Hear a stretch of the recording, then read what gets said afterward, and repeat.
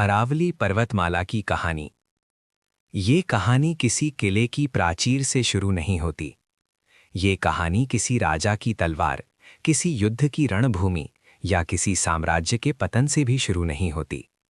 ये कहानी शुरू होती है समय से पहले, इतनी पहले कि तब न इंसान था, ना भाषा थी, ना इतिहास लिखने वाला कोई हाथ।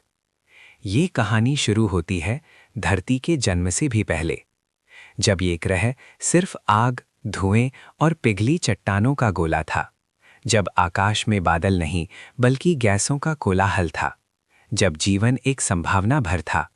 तभी इस धरती पर आकार ले रही थी एक पर्वतमाला, एक ऐसी पर्वतमाला जो न सिर्फ भारत की बल्कि पूरी दुनिया की सबसे पुरानी पर्वत श्रृंखलाओं में से एक मानी जाती है। उसका नाम है अरावली पर्वतमाला। धरती की पहली यादें। वैज्ञानिक मानते हैं कि अरावली पर्वतमाला की उम्र 300 करोड़ से 350 करोड़ वर्ष के बीच है। सोचिए, आज से 300 करोड़ साल पहले धरती पर न पेड़ थे, न जानवर, न नदियां, न समुद्र वैसा जैसा आज हम जानते हैं। और तब भी अरावली खड़ी थी। हिमालय, जिसे हम भारत की शान मानते हैं, वो भी अरावली के सामने एक नया मेहमान है। हिमालय की उम्र लगभग 5 से 6 करोड़ वर्ष मानी जाती है, जबकि अरावली उससे सैकड़ों गुना पुरानी है। अरावली ने धरती को बनते देखा है, बदलते देखा है और टूटते बिखरते भी देखा है। समय से पहले की पहरेदार। आज जब हम अरावली को देखते हैं तो हमें ये उतनी ऊंची नहीं लगती। कहीं 300 मीटर, कहीं 600 मीटर और कहीं कहीं 900 मीटर से थोड़ी ज्यादा। लेकिन ये आज की तस्वीर है। करोड़ों साल पहले अरावली इतनी विशाल थी कि इसके शिखर बादलों को छूते थे। ये पर्वतमाला किसी समय हिमालय जितनी ऊंची और शक्तिशाली हुआ करती थी। लेकिन समय के साथ हवा, बारिश, भूकंपीय हलचल और भूगर्भीय बदलावों ने इसे धीरे धीरे घिस दिया। अरावली टूटती रही, झुकती रही, लेकिन कभी गिरी नहीं। यही इसकी सबसे बड़ी पहचान है, सहनशीलता। अरावली का फैलाव। एक प्राकृतिक रीढ़। अरावली पर्वतमाला भारत के पश्चिमी भाग में फैली हुई है। ये शुरू होती है गुजरात से, राजस्थान के दिल से होकर गुजरती है, हरियाणा को छूती है और दिल्ली के पास आकर धीरे धीरे जमीन में विलीन हो जाती है।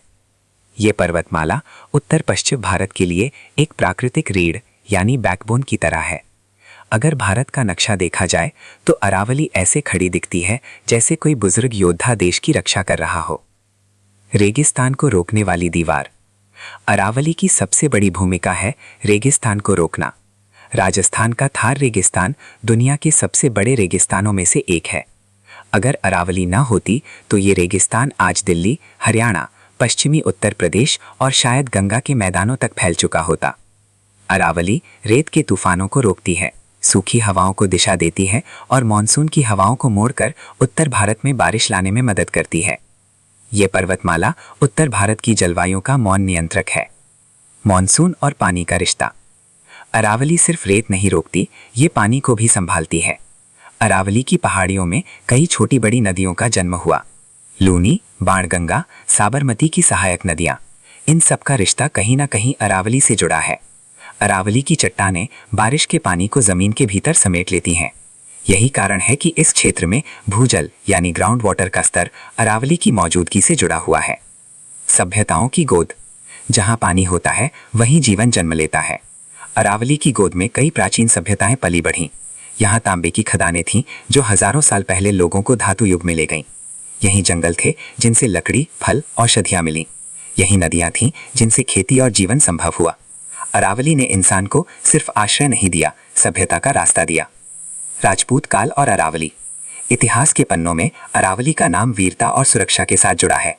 मेवाड़, मारवाड़, ढूंढाड़, ये सभी राजपूत राज्य अरावली की पहाड़ियों के सहारे भले फूले।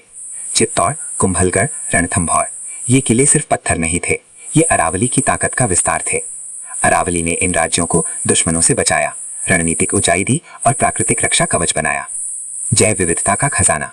अरावली सिर्फ पत्थरों का ढेर नहीं है, यहाँ हजारों प्रजातियों के पौधे, जानवर, पक्षी और कीट पाए जाते हैं। नीलगाय, तेंदुआ, लोमड़ी, मोर, इन सब का घर कभी अरावली के जंगल हुआ करते थे। ये क्षेत्र भारत की जैव विविधता का एक अहम हिस्सा रहा है। आज का सच, खतरे में अरावली। लेकिन आज ये प्राचीन पहरेदार खुद खतरे में है। अवैध खनन अरावली की रीढ़ तोड़ रहा है। तेजी से फैलते शहर इसके जंगल निगल रहे हैं। पेड़ों की अंधाधुंध कटाई मिट्टी को खुला छोड़ रही है। जहां कभी हरियाली थी आज कंक्रीट है। जहां कभी नदियां बहती थी आज सूखी दरारें हैं। चेतावनी नहीं, सच्चाई। अरावली को नुकसान सिर्फ पहाड़ों को नुकसान नहीं है, ये हमारे पानी को नुकसान है, हमारी हवा को नुकसान है, हमारे बच्चों के भविष्य को नुकसान है। अगर अरावली खत्म हुई तो सूखा और बाढ़ एक साथ आएंगे, प्रदूषण बढ़ेगा, जल संकट गहराएगा और जीवन कठिन होता जाएगा। अंत नहीं, जिम्मेदारी। अरावली आज भी खड़ी है, खामोश, धैर्यवान, सहनशील। वो शिकायत नहीं करती, बस सहती जाती है। लेकिन सवाल ये नहीं है कि अरावली कितनी सह सकती है, सवाल ये है क्या हम इसे बचा पाएंगे। क्योंकि अरावली सिर्फ अतीत की कहानी नहीं, ये हमारे आने वाले कल की चाबी है।